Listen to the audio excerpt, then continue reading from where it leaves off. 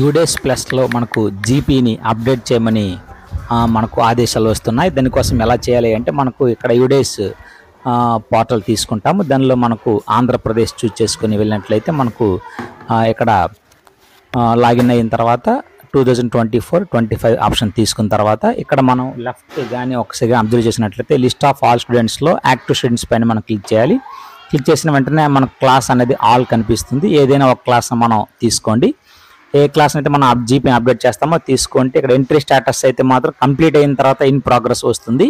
Complete కానీ కాకపోతే not started వస్తుంది. నాట్ స్టార్టెడ్ పైన మనం ఎలా ట్రాక్ చేస్తే నేమ్ అనేది బ్లూ కలర్లో ఉంటుంది. ఆ నేమ్ పైన క్లిక్ చేయాలి.